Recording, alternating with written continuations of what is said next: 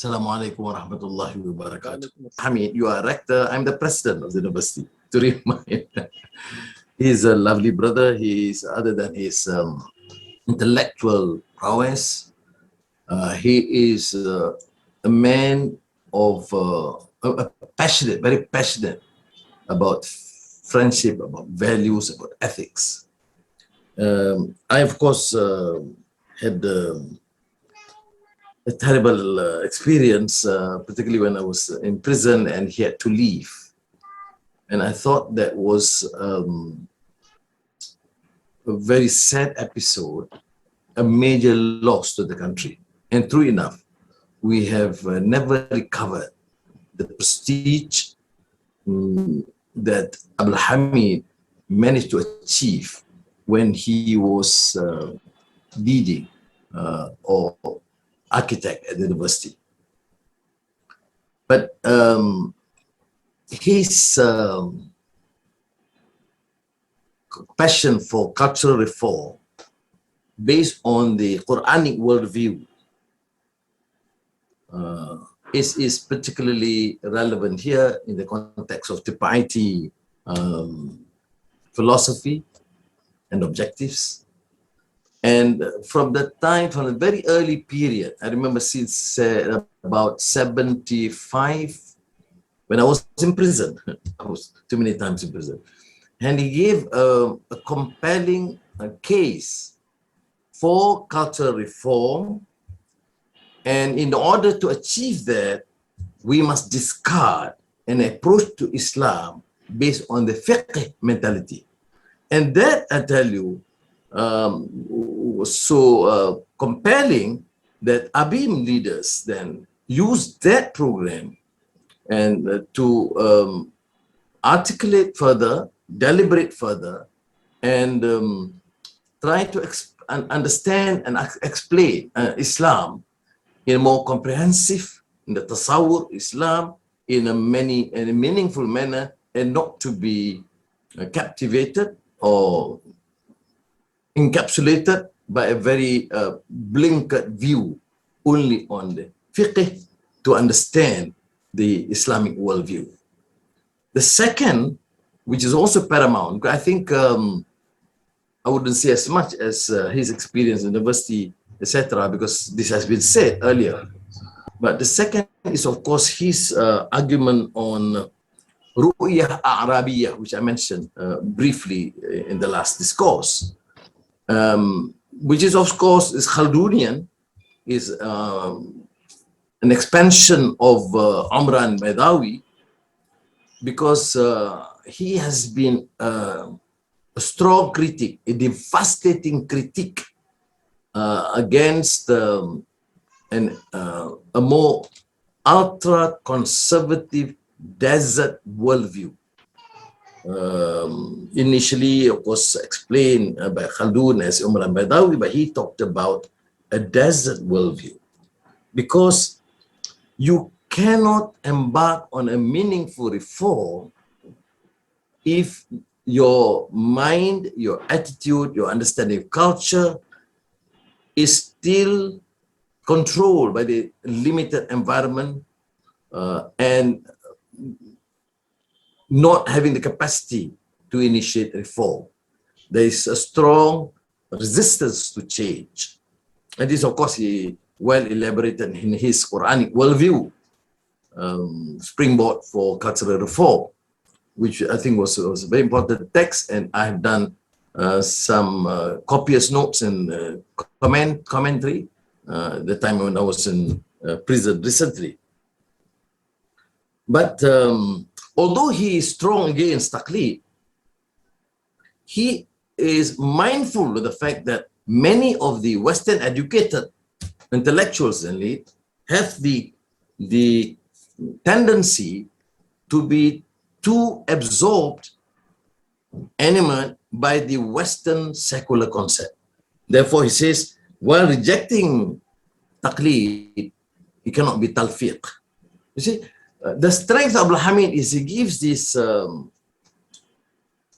concepts, key concepts, and kept on repeating, elaborating that in his writings, in his lectures, until it becomes, there is a capacity for our general followers in his da'wah to grasp and understand these concepts. Now, I know there are many other scholars here. I'm having many hats. Abdul Hamid always joke with me. He doesn't like politicians. So I have a huge problem with him. I always tell Faika, I think Ayman and Mona would understand that. So we have big arguments. I see, he says, Anwar, you know, but I said, are you against? He says, no. I said, if I'm not in politics, I wasn't the Minister of Education and later Minister of Finance, you would not have that university. He says, yes, I grant that. But you can't deny the fact that it must begin by education, by cultural reform. And then he gave me an example of Salahuddin al-Ayyubi. And that has generated so much interest in me to read all the books I could find on Salahuddin. It was Abdul Hamid that initiated me to this subject, because he says Salahuddin is only popular in the general, among the general ummah on this military prowess. But don't forget the fact, for the first 10 years, it was Quranic education, it is tarbiyah in the mosque, it is inculcating the strong spirit and character, the Islamic character, akhlaq, ethics. Then he entered into this arrangement, a measure of tolerance with Christian provinces, etc., before he could emerge as the great Salahuddin al-Ayyubi. And then, of course, I am indebted to Abdul Hamid for that sort of compelling thesis to suggest that whatever profession you are in or involved in, which are important in many ways, you can't deny the importance of basic education and understanding of Islam and Islamic worldview, which he encapsulated and later also elaborated brilliantly by Sheikh Taha Jabir al-Alwani on the Manhaj al-Quran. And I think that, to my mind, should suffice my introductory remarks for tonight, because Abdul Hamid has been a legendary figure. And Malaysia is most fortunate because he spent at least a decade here, although he comes and goes before and after, but one full decade. And I happen to be the greatest beneficiary because of my position at that time and my friendship, my invitation to him. And I tell you, I wouldn't exaggerate. It's not all nice. I have massive arguments with him, bitter quarrels that brothers in Triple IT, Hisham and Jamal, had to try and mediate. Not in a personal sense, but then I'm thinking because he wants to produce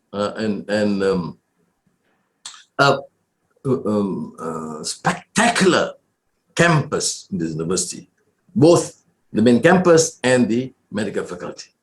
And I, as a politician, have to be seen to be fair to all universities in this country. And he said, but this is Islamic university. I said, yes, but the others are Malaysian university. So he says, Anwar, between a choice between Malaysian university and Islamic university, which would you choose? I said, I choose both. Otherwise, I wouldn't survive as a politician. I mean, these are examples of this wit and brilliance of Abdul Hamid that managed to compel me, force me, not only persuade, but because without his personal presence, had I worked with other rectors, I don't think they would be that rough against me. But Abdul Hamid, I call him a Saudi sheikh, he was rough and tough with me for good reasons. Nothing personal. As I said earlier, when he came, when I invited him, just one phone call, Abdul Hamid, please come now. For what? He said, to become director of the university. He said,